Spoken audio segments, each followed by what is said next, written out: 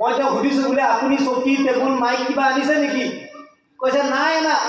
মোৰ বিৰাট ভাল লাগিলে। একো নাই, আজি এজন মানুহ আছে, এদিন 10জন হ'ব, এদিন 1000 হ'ব, এদিন 1 লাখ মানুহ হ'ব।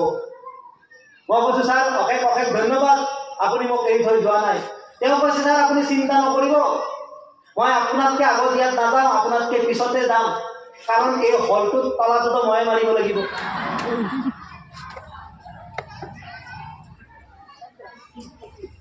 পাইছা বুজি? এয়া আছিল মোৰ জীৱনৰ আৰম্ভণি। তো আৰম্ভণি মোৰ তেনেকৈ হৈছিল। এইটো মই তোমালোকক মিছা কথা কোৱা নাই, মই সঁচা কথা কৈছোঁ।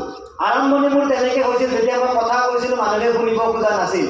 কিন্তু সেইদিনা সপোন ডাঙৰ দেখিছিলোঁ যে এদিন মই কম মানুহে শুনিব। তাৰপিছত মই এতিয়ালৈকে 33টা পুৰস্কাৰ পাইছোঁ as a best motivation speaker.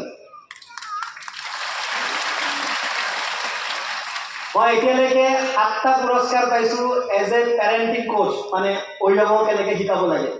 মই এতিয়ালৈকে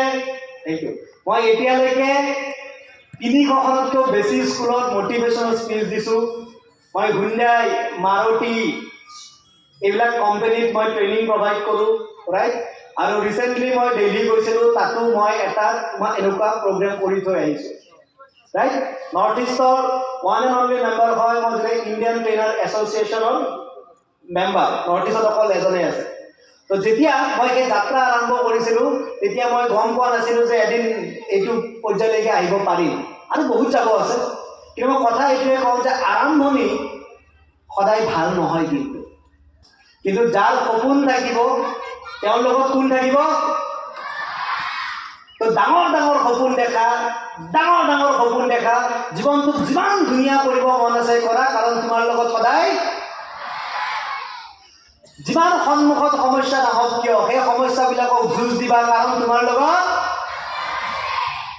ৰাইট।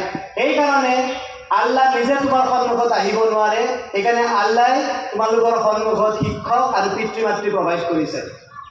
গতিকে যিমান পাৱাৰফুল তুমি আল্লাহক মানা, সিমান পাৱাৰফুল তুমি তোমাৰ শিক্ষক আৰু তোমাৰ পিতৃ মাতৃক মানিবা, দেখিবা তোমালোকে জীৱনত বহুত সফল হ'ব পাৰিবা, ৰাইট।